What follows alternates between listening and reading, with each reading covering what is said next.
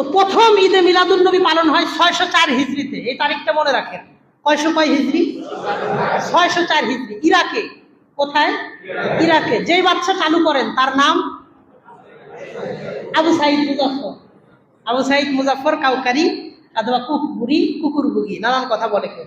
আচ্ছা, আবু সাইদ মুজাফফর এতটুকু ঠিক আছে। আবুল খত্তাব ওমর ইবনে দিহিয়া প্রথম চালু করে।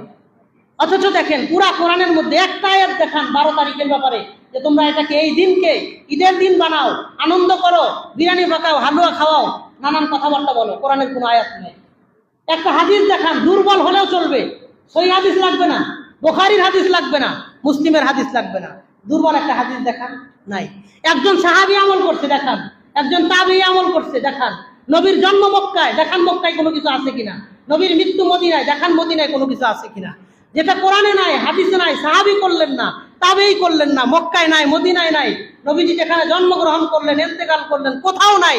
তো 650 বছর পরে আইসা, 604 বছর পরে আইসা একটা জিনিসকে আপনি আবিষ্কার করলেন, আল্লাহর কসম করে বলা যায় সেটা কোনোদিন ইসলামের অংশ আর ইবাদত হতে পারে না। হয়তো তাহলে সাহাবীরা করতে, কোরআন বলতো, হাদিস বলতো, দিক নির্দেশনা দিত। তাহলে আমাদের করণীয় কি? এই মাত্র পয়েন্টে আলোচনা চলতেছিল। 6 নম্বর পয়েন্ট। 7 নম্বর, নবীজির আমল কি ছিল? নবীজি বলেন, আমি সোমবারে রোজা রাখি। জ্ঞানী বইস্তুফি, আমি সোমবারে দুনিয়াতে আসছি। অবইস্তুফি, এই দিনে আমাকে নবুয়ত দেওয়া হয়েছে। উনজিলা আলাইয়া ফি, এই দিনে আমার উপরে কোরআন নাযিল হয়েছে। তো নবীজি জন্মদিন পালন করতেন, বোঝা যায় কিভাবে? প্রত্যেক সোমবারে নবীজি রোজা রাখতেন। সোমবারটা কি বাৎসরিক না সাপ্তাহিক?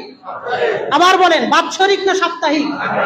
আপনি যদি আশেকে রাসূল হন, 52 দিন বছরে প্রত্যেক সোমবারে রোজা রাখেন, কারণ নবীজি বলেছেন এই দিন আমি জন্মগ্রহণ করেছি, এই জন্য রোজা রাখি। তা আপনি নবীজির আশেকে রাসূল হইলে আপনি প্রত্যেক সোমবারে রোজা রাখেন, সারা বছর অপেক্ষায় থাকেন 12 রবিউল আউয়াল আসলে জিলাপি খাবো আর সিন্নি খাবো আর বিরিয়ানি খাবো।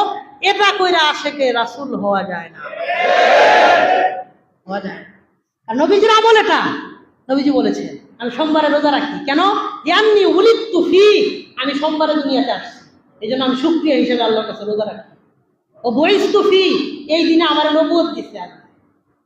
উনজিলা আলাইয়া ফি, এই দিনে আমার উপরে কোরআন নাজিলের প্রথম আয়াত যেদিন নাজিল করা আমার উপরে, ইকরা, ওইটা ছিল এই সোমবারে। এই জন্য যারা আশেকে রাসূল তারা নবীজির সুন্নাত মোতাবেক আমল করবে। আল্লাহ আমাদের বোঝার তৌফিক দেন। 8 নম্বর, বিদাত করা যাবে না। কারণ বিদাত ব্যক্তি নবীজির শাফাআত পাবে না, বিদাত ব্যক্তির তওবা কবুল হয় না, বিদাত ব্যক্তির উপরে আল্লাহ এবং ফেরেশতাদের লানত থাকে, বিদাতি ব্যক্তির ঠিকানা হয় জাহান্নাম। বলেন নাউযুবিল্লাহ। 9 নম্বর, নবীজি তো নিষেধ করেন নাই, আপনারা কেন নিষেধ করেন? না, নবীজি নিষেধ করেছেন। ইসলামের বাহিরে মান আহদাসা ফি আমরিনা হাযা ফাহুয়া রাদ্দুন, যে ইসলামের এই সীমানার মধ্যে আল-ইয়াওমা আকমালতু লাকুম দীনাকুম ওয়া আতমামতু আলাইকুম নি'মাতি, ইসলাম পরিপূর্ণ হয়ে যাওয়ার পরে যদি কেউ ইসলামের মধ্যে কিছু অনুপ্রবেশ করাইতে চায়, নবীজি বলেন ফাহুয়া রাদ্দুন, সেটা তোমরা প্রত্যাখ্যান করো, সেটা তোমরা গ্রহণ করবে না। হুজুর আপনারা কোন করেন না, আর এক দল কয় করেন, অমুক বলে, অমুক বলছে, তমুক বলছে, অমুক বলছে, তমুক বলছে, করেন। কারণ আমরা কি করব? আপনারা তো বিপদে। এক হুজুর কয় করেন না, আর এক হুজুর কয় করেন। এমন পরিবেশ হইলে কি করবেন সেটাও নবীজি বলছেন। আলাইকুম বিসুন্নতি ওয়া সুন্নাতিল খুলাফাইর রাশিদিন আল মাহদিয়িন, আপনি আমার কথাও বাদ দেন, যারা করতে বলে তাদের কথাও বাদ দেন, দুজনের কথা বাদ দিয়ে দেখেন নবী আর সাহাবীরা কি বলছে।